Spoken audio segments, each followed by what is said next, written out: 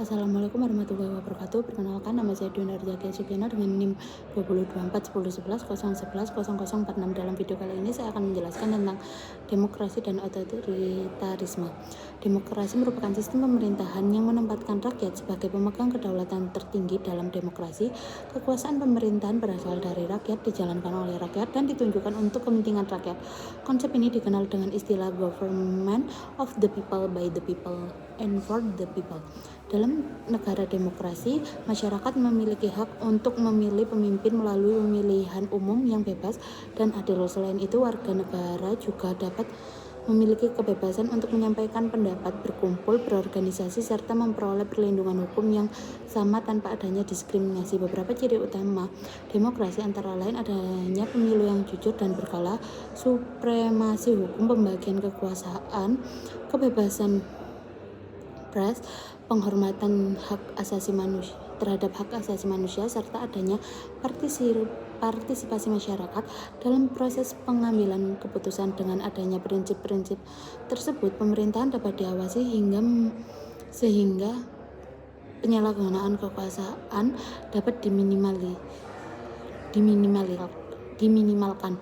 Namun, demokrasi juga memiliki beberapa tantangan, misalnya proses pengambilan keputusan seringkali membutuhkan waktu yang cukup lama karena harus mempertimbangkan berbagai pendapat. Selain itu, demokrasi juga rentan terhadap penyebaran informasi yang menyesatkan, praktik politik uang, maupun rendahnya partisipasi masyarakat apabila kesadaran politik masih kurang. Selanjutnya ada otoritarisme. Otoritarisme merupakan sistem pemerintahan yang memutuskan pemerintahan untuk memusatkan kekuasaan pada satu orang atau sekelompok kecil penguasa. Dalam sistem ini, kebebasan masyarakat cenderung dibatasi dan pemerintahan memiliki kontrol yang sangat kuat terhadap kehidupan politik, media massa, bahkan aktivitas organisasi masyarakat. Ciri-ciri pemerintahan otoriter antara lain kekuasaan yang berpusat, lemahnya mekanisme pengawasan terhadap pemerintah, pembatasan kebebasan berpendapat,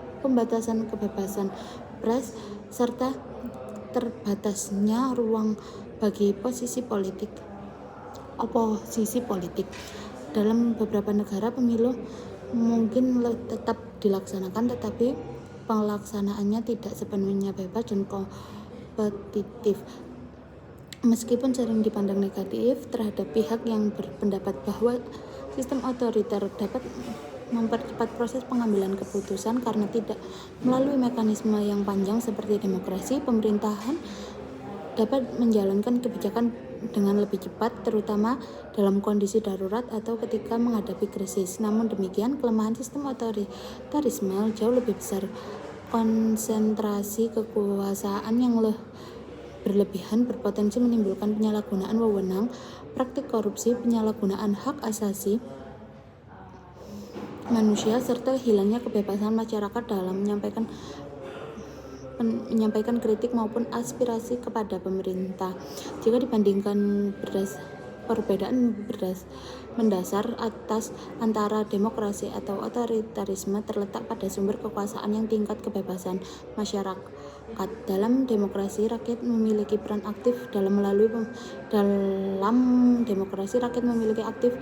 menentukan arah pemerintahan melalui partisipasi politik. Sebaliknya, dalam sistem otoriter, keputusan lebih banyak ditentukan oleh penguasaan tanpa melibatkan masyarakat secara luas. Sekian video dari saya, kurang lebihnya mohon maaf. Wassalamualaikum warahmatullahi wabarakatuh.